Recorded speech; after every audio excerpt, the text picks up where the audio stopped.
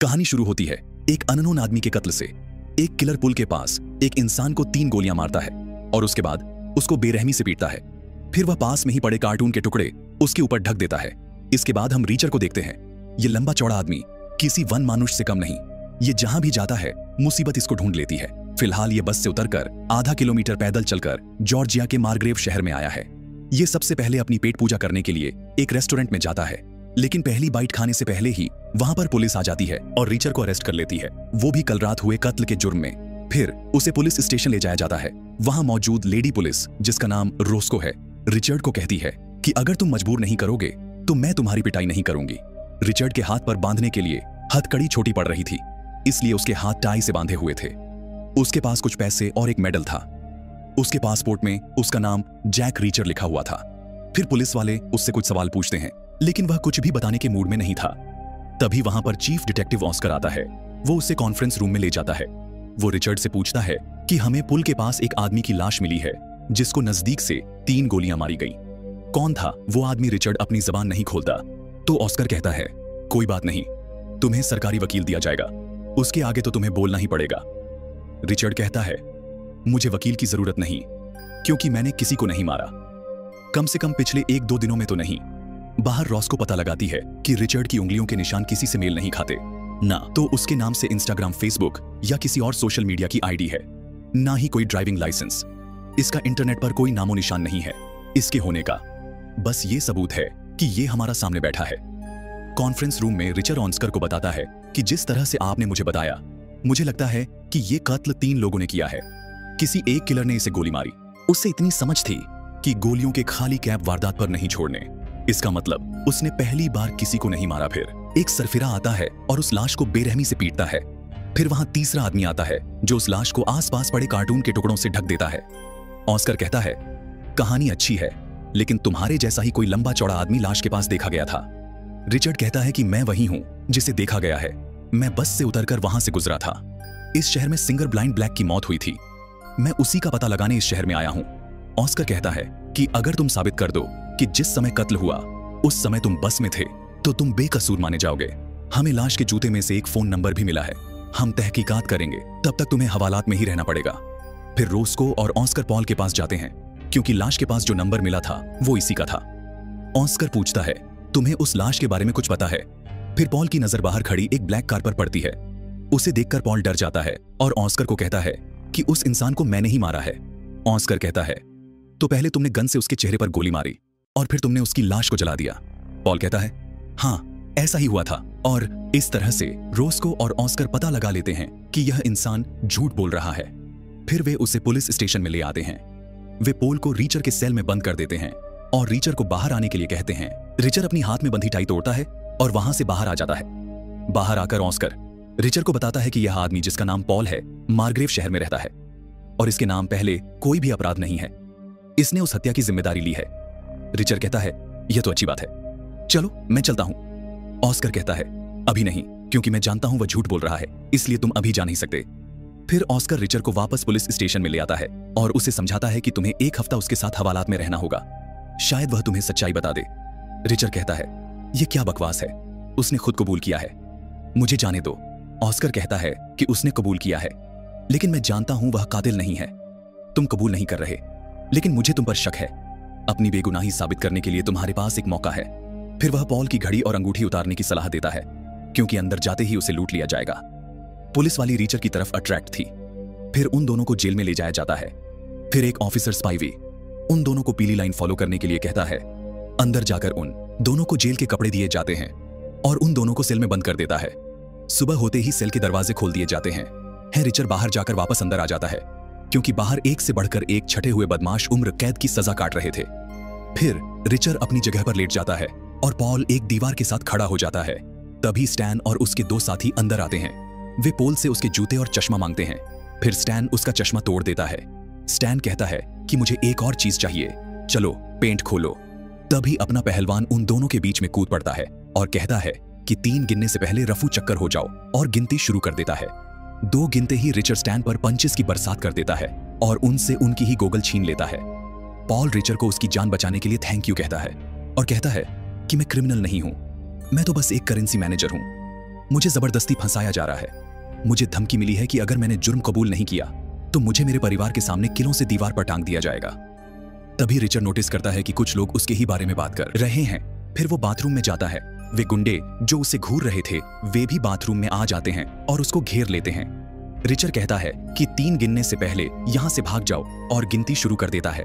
अब की बार फिर से वह 2 तक गिनती गिनता है और उसके बाद वह सभी गुंडों की अच्छे से ठुकाई कर देता है। वो उन सबको इस तरह से मारता है जैसे इसको पीटने में मजा आ रहा है। वह सबको चारों खाने चित कर देता है। इतने में वहां पर गार्ड्स आ जाते हैं। वो उन दोनों को उनके सेल में ले जाता है। उधर रोज को ऑस्कर के पास जाकर कहती है कि मैंने रिचर्ड के बारे में सब कुछ पता लगा लिया है। वो एक फौजी था जिसने defence superior service medal, legion of merit, silver medal, army commendation medal, 2nd silver star medal. Major Richard ने जलती हुई आग में से 12 लोगों को भी बचाया था। रोज को पूछती है ऐसा आदमी जेल में क्या कर रहा है।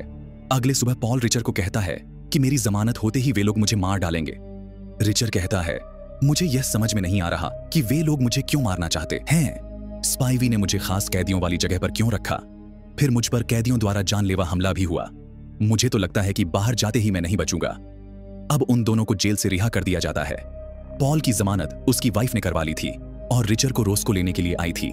रास्ते में उसे बस के सीसीटीवी कैमरा की फुटेज दिखाती है जिससे साबित हो गया था कि जिस समय कत्ल हुआ रिचर्ड उस समय बस में था। फिर रिचर्ड रोस्को के साथ नए कपड़े लेने जाता है। रोस्को पूछती है कि फैमिली में और कौन कौन है। रिचर्ड कहता है सब मर चुके हैं सिवाय मेरे भाई जो के, लेकिन मुझे यह नहीं पता कि वह कहां है। फिर रोस्को उससे पूछती है कि खर्चे के लिए पैसे कहां से आते हैं। रिचर्ड कहता है कि मेरी पेंशन मेरे अकाउंट में टाइम से आ जाती है। फिर वो रिचर्ड को शहर में छोड़ देती है और रात को डिनर के लिए इनवाइट करती है। शहर के सब लोग उसे घूर रहे थे क्योंकि इस छोटे से शहर में बात आग की तरह फैलती थी। फिर रिचर्ड अपनी कटिंग शेव करवाने जाता है। बातों बातों में रिचर्ड पूछता है कि सामने जो बूथ लगा है उसमें अभी अभी पॉलिश हुई है। बार बार बताता है कि इस शहर के सारे काम मिस्टर क्लाइनर देखते हैं। इस शहर में सभी बड़े बिजनेस उन्हीं के हैं। फिर शाम को रिचर्ड पुलिस स्टेशन जाता है क्योंकि रोस्को ने उसे डिनर के लिए इनवाइट किया था। तभी उसे रोस्को मिलती है और कहती है कि हम डिनर पर नहीं जा सकते क्योंकि हमें पहले वाली जगह से थोड़ी ही दूर एक और लाश मिली है। उसकी मौत भी बिल्कुल वैसे ही हुई है। तभी ऑस्कर आ जाता है और पूछता है क्या पॉल ने जेल में तुमसे कुछ कहा। रिचर्ड कहता है उसने मुझे कुछ नहीं बताया। फिर ऑस्कर उसे कहता है हमें बस से जो फुटेज मिली है उसमें तुम्हारा चेहरा साफ नहीं था। जब तक फॉरेंसिक की रिपोर्ट नहीं आ जाती तुम हमारी निगरानी में रहोगे। बेहतर यही होगा कि तुम इस केस में हमारी हेल्प करो। फिर जब वे मुर्दा घर जाते हैं तो लाश देखकर रिचर्ड गुस्सा हो जाता है क्योंकि यह उसका भाई जो था। ऑस्कर पूछता है एक ही समय में तुम दोनों भाई इस टाउन में क्या कर रहे थे। रिचर्ड कहता है कि मैंने तुम्हें पहले भी बताया था मैं ब्लाइंड ब्लैक के लिए आया था क्योंकि मेरे भाई ने ही बताया था कि उसकी मौत इस शहर में हुई थी। ऑस्कर कहता है कि मैं तुम्हें दोबारा किसी बहाने से अंदर कर दूंगा। फिर रिचर्ड उसे धक्का देता है। तभी रोस्को बीच में आ जाती है और रिचर्ड को जाकर कार में बैठने के लिए कहती है। कार में रोस्को रिचर्ड से पूछती है तुम क्या सोच रहे हो। रिचर्ड कहता है कि जिन लोगों ने भी मेरे भाई को मारा है मैं उन सब का पता लगाऊंगा और उन्हें मौत के घाट उतार दूंगा। ऑस्कर गाड़ी को पुलिस स्टेशन ले जाता है। फिर नीचे उतरकर रिचर्ड शहर की तरफ चल पड़ता है। फिर ऑस्कर रोस्को को इस पहलवान को रोकने के लिए कहता है वरना यह पूरे शहर को तबाह कर देगा। फिर रोस्को अपनी गाड़ी में उसका पीछा करती है। फिर अचानक से रिचर्ड उसकी आंखों से ओझल हो जाता है, लेकिन तभी वह अचानक से उसकी गाड़ी के सामने आ जाता है और कहता है कि मेरी तहकीकात में इंटरफेयर मत करो। रोस्को कहती है कि जिसको तुम ढूंढना चाहते हो हम भी उसी को ढूंढना चाहते हैं, इसलिए साथ मिलकर काम करते हैं। गाड़ी में बैठ जाओ। फिर वे दोनों पॉल के घर जाते हैं। घर पर पॉल नहीं था, उसकी वाइफ और 2 बेटियां थीं। पॉल की वाइफ कहती है कि मुझे पॉल ने बताया था रिचर्ड एक अच्छा आदमी है, उसने जेल में मेरी खूब हेल्प की। वो बताती है कि उसके हस्बैंड बैंक के काम संभालते हैं लेकिन अभी तक वह घर नहीं आए। फिर रिचर्ड उसे वॉशरूम जाने के लिए कहता है, लेकिन वॉशरूम ना जाकर वह उसके रूम में जाकर तलाशी लेता है। फिर उसे पॉल के शूज मिलते हैं। ध्यान से देखने पर उसे उसमें एक पौधे का सीड नजर आता है। फिर बाहर जाकर वह पॉल की वाइफ को समय देने के लिए थैंक यू कहता है और घर से बाहर चला जाता है। बाहर जाकर वह रोस्को को कहता है कि मेरे दिमाग में 2 बातें हैं। पहली यह कि जेल में वो गुंडे मुझे नहीं मारना चाहते थे, वे पॉल को मारना चाहते थे क्योंकि उनको ऑर्डर मिला होगा कि 2 लड़के नए आए हैं, उनमें से जिसने चश्मा लगा रखा है उसे मारना है, जबकि उस समय चश्मा मैंने लगा रखा था। और दूसरी बात यह कि एक बैंकर के शूज में किसी खेत में उगने वाले पौधे के बीज कैसे आए। फिर वे उस जगह जाते हैं जहां रिचर्ड के भाई जो का कत्ल हुआ था वहां पर वह इमेजिन करता है कि किस किस तरह से खूनी ने मेरे भाई के ऊपर वार किया होगा। रोज को कहती है, मुझे अपने भाई के बारे में कुछ बताओ, वह क्या करता था, तुम्हारे साथ संबंध कैसे थे। रीचर उसे बताता है कि मेरा भाई होमलैंड सिक्योरिटी में था। फिर रिचर वहां से पैदल ही जाने लगता है। वो अपने लिए किराए पर एक रूम लेने गया था। रोज को फिर से उसका पीछा करती है। जब रीचर अपने रूम की चाबी लेकर आता है तो देखता है कि कुछ लड़के उसी का इंतजार कर रहे हैं। वे उससे जबरदस्ती पंगा लेने की कोशिश करते हैं, लेकिन रीचर उन 3 लड़कों को अच्छी तरह धोता है और चौथे को कहता है कि इन तीनों को हॉस्पिटल ले जाओ। रोज को कहती है, यह हमारे शहर में क्या मुसीबत आ गई है। तभी हम रात को 4 आदमियों को सफेद ड्रेस पहने हुए एक घर के अंदर जाते हुए देखते हैं। अगले दिन सुबह रिचर पुलिस स्टेशन जाता है, यह पता लगाने कि उसके भाई के मर्डर की तहकीकात कहां तक पहुंची, लेकिन रोस्को उसे बताती है कि एक और मर्डर हो गया है। फिर रिचर जबरदस्ती रोस्को की कार में बैठ जाता है। फिर वे दोनों उस जगह जाते हैं जहां मर्डर हुआ था। वहां ऑस्कर और पुलिस पहले से ही पहुंची हुई थी। ऑस्कर बताता है कि इस तरह का कत्ल मैंने आज से पहले कभी नहीं देखा। रिचर कहता है, क्यों, कीलों से दीवार पर टांग दिया क्या? फिर अंदर जाकर देखने पर पता चलता है कि उस बंदे को वाकई में कीलों से दीवार पर टांग दिया गया है और उसकी वाइफ को भी मार दिया गया है। बाहर आकर ऑस्कर पूछता है कि तुम्हें कैसे पता चला कि उसे कीलों से दीवार पर टांग दिया गया है।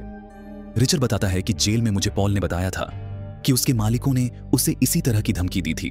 फिर रोज को रीचर को बताती है कि तुमने अभी अभी जिसकी लाश देखी है वो chief of police officer Morrison थे। फिर वो ऑस्कर को बताती है कि मेयर टील ने खुद को चीफ ऑफ पुलिस नियुक्त कर दिया है। रिचर कहता है, हो सकता है कि मेयर ने उसकी पोस्ट हासिल करने के लिए उसे मरवा दिया हो। फिर ऑस्कर कहता है कि मुझे मेरे FBI वाले दोस्त को इसमें इन्वॉल्व करना होगा, लेकिन रिचर कहता है कि आपको किसी बाहरी व्यक्ति को इसमें इवॉल्व नहीं करना चाहिए। अगर मिलकर ही काम करना है तो हम तीनों करेंगे, वरना मैं अकेले ही उन सबको ढूंढकर मार दूंगा। तभी ऑस्कर के पास एक मैसेज आता है जिसमें लिखा था कि टील ने इमरजेंसी बैठक बुलाई है। फिर ऑस्कर मीटिंग में चला जाता है। रोस्को और रिचर्ड दोबारा पॉल के घर जाते हैं। पॉल की वाइफ घबराई हुई बाहर आती है और कहती है कि जब से मेरी शादी हुई है पहली बार ऐसा हुआ है कि पॉल रात को घर नहीं आया। और यहां एपिसोड 2 एंड होता है। अगर आप आगे के एपिसोड देखना चाहते हैं तो कमेंट करके जरूर बताएं।